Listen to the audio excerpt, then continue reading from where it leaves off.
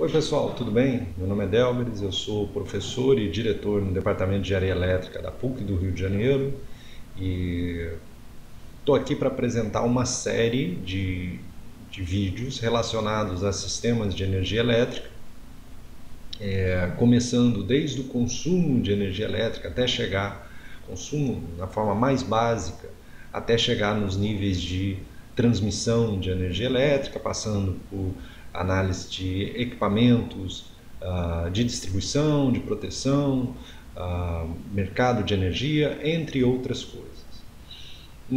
No vídeo de hoje, a gente vai falar de dois conceitos que são fundamentais para a gente entender os sistemas de energia elétrica, que são energia e demanda. Você sabe qual que é a diferença entre esses dois?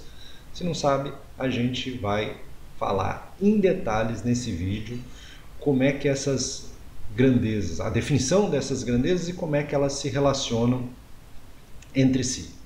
Beleza? Então vamos lá. Para explicar energia e demanda de uma forma descomplicada, vamos começar pensando não na rede elétrica, vamos pensar em rodovias. Então, a concessionária que ganha uma concessão de uma rodovia, né, de uma estrada, ela tem lá uma projeção do que ela pode receber, né, em termos de fluxo de caixa nessa rodovia e dos custos que ela deve incorrer.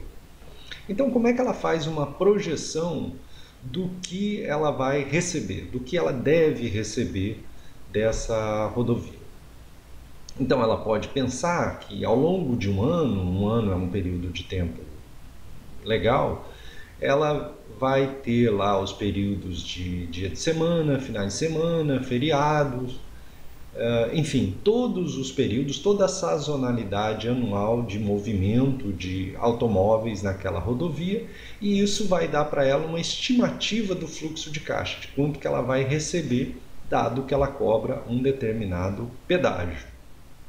Então, esse fluxo ao longo de um grande período de tempo, que a gente vai chamar de período anual, permite que a concessionária possa avaliar quanto de receita, qual o fluxo de caixa que ela vai ter. Tá? Agora, para fazer o planejamento da rodovia, como é que vai ser a manutenção dessa rodovia, se nos feriados a rodovia fica muito engarrafada, se existem alguns problemas de manutenção no asfalto, entre outras coisas, a concessionária precisa avaliar o volume de carros num espaço de tempo relativamente curto. Então ela olha os feriados e vê quantos carros passam naquele dia especificamente num feriado, ou num fim de semana. Enfim, ela faz uma análise, digamos, com uma lupa num determinado período de tempo desse ano. Tá bom? Então isso permite que a concessionária possa fazer uma estratégia mais assertiva a respeito de manutenção, do planejamento de uma nova pista para determinados trechos, etc, etc. Então, se de um lado o movimento ao longo de um ano permite que a concessionária avalie o fluxo de caixa, a receita anual, movimentos em curtos espaços de tempo permitem que a concessionária possa fazer uma manutenção, um planejamento mais assertivo da sua rodovia. Beleza, agora vamos lá para os sistemas elétricos, né? O que significa energia, né? Então vamos pegar um gráfico aqui em que a gente tem o consumo de um determinado consumidor ao longo do dia variando no tempo, né? Então você tem um tempo, vamos colocar também um ano de análise, por exemplo, e vamos integrar esse consumo ao longo do tempo. Integrar significa pegar a linha que descreve o consumo, a trajetória do consumo, do movimento, né, do consumo, e calcular a área por debaixo dessa curva. Estamos calculando a área aqui, isso nos dá a energia. E para que serve a energia? No caso de uma distribuidora, por exemplo, Serve para ela avaliar quanto ela vai ter de faturamento ao longo de um ano, quanto ela vai ter de faturamento ao longo de um mês, né? Qual a quantidade de energia que ela vai precisar para o ano seguinte, tendo como base o ano corrente, entre outras coisas. Beleza. E a demanda? Né? A demanda, para avaliar a demanda, a distribuidora tem que olhar um curto espaço de tempo, né? Em geral, a demanda ela é observada principalmente no horário que a gente chama de horário de ponta, ou horário de pico, que é onde acontece o congestionamento nos sistemas de energia elétrica. Então, percebendo a analogia entre sistemas de energia elétrica e uma rodovia, né? Enquanto lá na rodovia a gente está preocupado com os feriados, finais de semana, que tem um congestionamento maior e é onde você avalia o trabalho de manutenção, de planejamento, de expansão, aqui nos sistemas de energia elétrica a gente está avaliando os intervalos de 15 minutos onde ocorrem as demandas máximas, onde o sistema de energia elétrica é mais solicitado. Então isso nos permite fazer uma avaliação muito mais assertiva sobre o planejamento, sobre como a distribuidora deve reforçar o seu sistema, como a transmissora deve reforçar o sistema, etc, etc. Então, essa é a diferença principal entre energia e demanda. Vamos fazer um resumo disso. No caso da energia, a gente estima fluxo de caixa, contratos futuros de energia, né? Ele serve de base para contratos futuros de energia, referência para novas concessões. Se eu quero fazer uma nova concessão, eu utilizo a análise energética, avaliar a atividade econômica, né? Se você quer saber se a atividade econômica de uma determinada região está aumentando ou diminuindo, você pode olhar para a energia, estimar a inflação elétrica, né? Quanto mais consumo, a tendência é que os custos energéticos também aumentem, avaliar investimentos em geração, etc. Então, essa é a parte da energia. Quando a gente olha para a demanda, o estabelecimento de custos de manutenção, né? Estabelecer a manutenção dos equipamentos, em que período você deve dar manutenção, planejar o crescimento do sistema, estabelecer contratos de demanda, que é um outro tipo de contrato, é pela demanda máxima que é feito, estimar a queda de tensão, que é uma variável importante para a qualidade da energia no sistema, estimar o fluxo de potência ativo e reativo, avaliar contratos de demanda, etc. Então, essas são as principais diferenças entre energia e demanda. Uma coisa que acontece nas distribuidoras e nos sistemas de transmissão, e muitas vezes com os consumidores também de energia elétrica, é se fazer uma correlação direta entre energia e demanda. Ou seja, se a energia cresceu, então a demanda também vai crescer naquele mês. Se a energia diminuiu, a demanda também vai diminuir.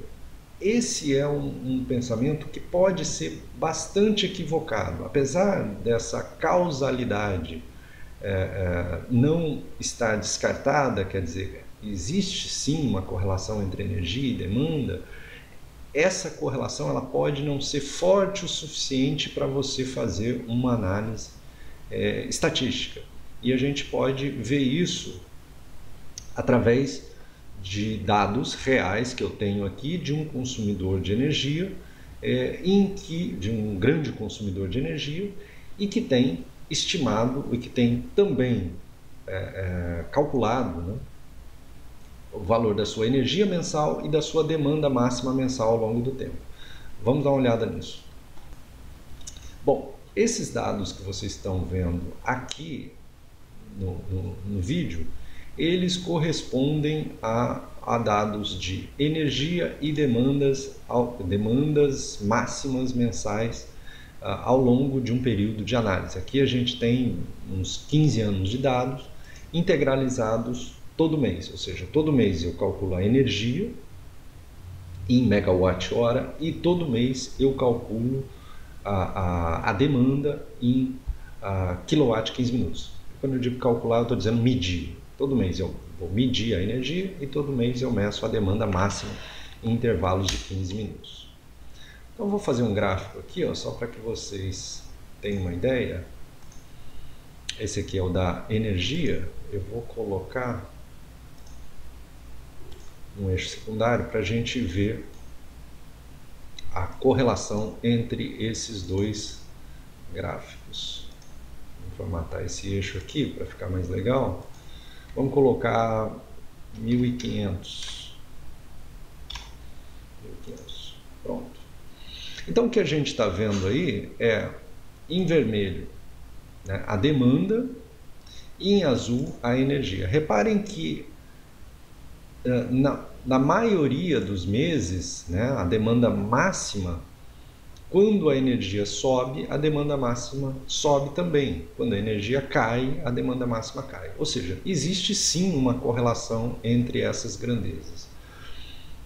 Apesar disso, há um risco muito grande em a gente afirmar que quando a energia varia 20% para cima, a demanda também vai variar 20% para cima. Quando a energia varia 20% para baixo, a demanda também vai variar 20% para baixo, ou qualquer outro percentual, né?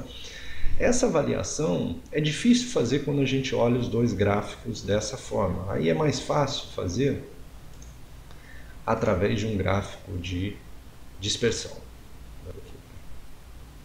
O gráfico de dispersão, ele permite que a gente avalie a correlação entre essas duas grandezas de uma maneira mais assertiva. Isso significa o seguinte: se eu pegar esse gráfico de dispersão que tem energia no eixo X e demanda máxima no eixo Y e traçar aqui uma linha de tendência, né? Vou pegar aqui uma linha de tendência linear, vou colocar o valor do R2, vou exibir a equação, não vou definir a interseção. Eu tenho uma correlação aqui entre energia e demanda medida. Essa aqui é a equação que descreve como a gente pode correlacionar a energia com demanda. Então, se eu quiser estimar a demanda futura através da energia futura, basta eu substituir o valor da energia aqui no valor de x, no lugar de x, e calcular o y, que é a demanda. Mas aí que está. Quanto que eu estaria errando ao fazer isso? Esse valor aqui, ó, que é o R2, ele nos dá uma estimativa de quanto a variação de energia se reflete em variação de demanda. Quando esse fator de correlação é igual a 1, ou seja, 100%, significa que quando a energia variar 30% para cima, a demanda também vai variar 30% para cima. Quando a energia variar 30% para baixo, significa que a demanda também vai variar 30% para baixo. Nesse caso, o fator de correlação entre a energia e a demanda está próximo de 50%, que não é considerado tão significativo assim. Portanto, ao fazer o planejamento dos sistemas de energia elétrica, seja para o consumo, distribuição ou transmissão, a utilização apenas da energia para a estimação da demanda máxima futura pode não ser uma boa saída.